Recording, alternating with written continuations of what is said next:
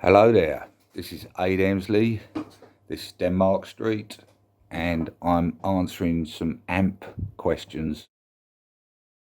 So the first question is, the Rocker 30 is the most underrated amp in recent times. Could you make a one-channel version with cascading gain after the tone circuit? Cheers, mate. Well, I have designed a single channel amp. Now, it doesn't have the tone stack before the cascading gain, it has it afterwards because that makes it more filterable for the user, and you'll be able to add bottom and shape the EQ after the distortion.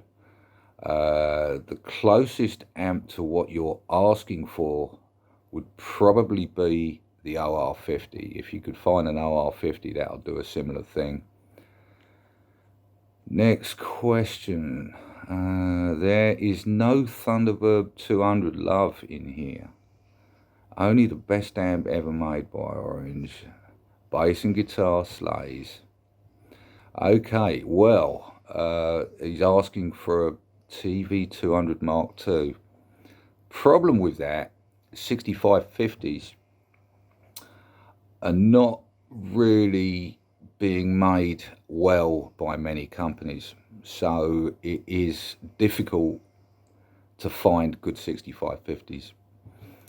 Problem with that is they're also really expensive, and so we're probably not looking at doing 200 watt valve amps. How similar is the preamp section of the Thunderbird 200 and the Dual Dark 100? Just another preamp tube, another gain layout, same parts of reverb. I already own the Thunderbird 200 and love it. Trying to see when you're going to make Dual Dark 100s again. A Dual Dark 100 and a Dual Dark 50, both channels are 4 stages. On the Thunderbird, both channels are 3 stages. So you can pick up used Dual Dark 100s. I think you can get them for a reasonable price. We're probably not going to be making them again because the Rockerverb sold probably 10 times as much as the Dual Dark. Okay. This guy's asking for a TH30, but with the 2-stroke EQ built into the dirty channel. Well, that would have to be a hybrid to do that, because it's the 2-stroke is a couple of parametric active filters. Buy a 2-stroke and put it in the effects loop would be my suggestion. Can you make a 1x12 open back with a Neo cream back so I could pair it with a 1x12 closed back and have the best of both worlds? Okay, well, it would be a very lightweight cab, wouldn't it? And I do like the idea of making the 1x12 an open back. I agree with that. It will probably have a different spread and a sweeter mid-range. So yeah, that's worth looking at. That's a valid one there. Here's another one. There is a lot of tube or valve types that nobody ever uses for guitar or bass amps. Have you experimented or researched using any of these? Also, have you tried using audiophile quality components? Most guitar amps are not at all hi-fi. I think it was Sun who used a Dynaco, or is that a silly question? Thanks. Well, that's a good one. Yeah, I mean, there's a lot of tube types that aren't widely available, haven't been made for years, new old stock. You can't really use them because you can't get them in big enough numbers to make a production run. The Sun was quite similar to a plexi circuit. using but it was using an ultra-linear output stage, you know. They were like a well-built plexi.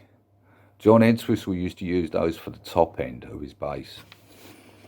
Okay. Can the Rocker 15 do high gain? Yes, it can.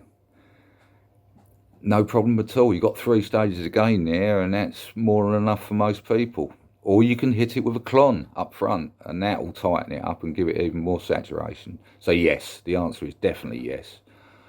Okay.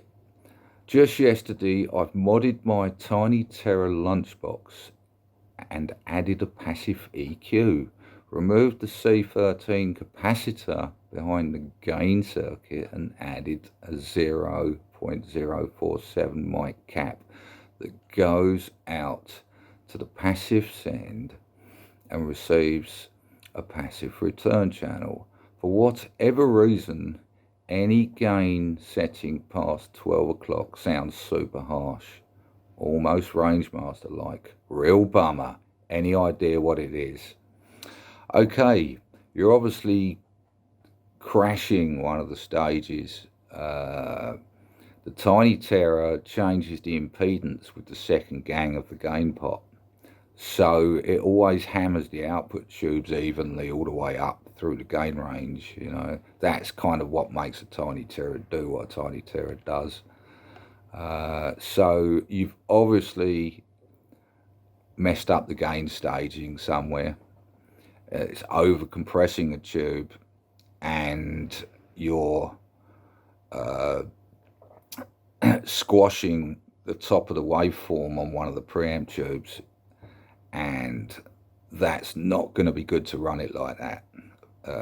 Fix it, otherwise you're going to turn your output tubes into frontline soldiers. What else do we have? I used 2 orange micro terrors for stereo. I run a master amp Mesa Nomad 100 with 2 notes torpedo, send direct out to the first stereo effects, then stereo delay, then stereo reverb, return stereo outs into the micro terrors. I can get from practice attenuation to full-on signal. I like the hybrid tube preamp in solid state power. Okay, it would be good to see stereo tube hybrid amp in a head box. Right, okay, well, the problem with that is you could probably do it if you had a solid state output stage, because you wouldn't have to have 2 speaker cabs connected. You could run one of them into no load. And that is why I wouldn't do a tube output stage like that. This is why I didn't do a Rocker 32 in a head, because you'd have to load one of the speaker outputs. I think that's probably a question for our other tech, who we call Stereo John. We call him Stereo John because he runs rigs very similar to that, and combinations of rigs. Interesting thing. Who knows what could happen in the future? It might be a good one. Another question. Hey Ade, love the OR15 and the Crush Pro 60 amps. My question is, where do the babies come from? Well, there's two possible answers to that question. I'm gonna answer that on an electronics side. Really, I look at what the industry is wanting. I look at what people are using. I look at what other people are doing, and I try not to do that. I try to do what's right at that moment in time for what the industry needs. I think that wraps it up. Over and out.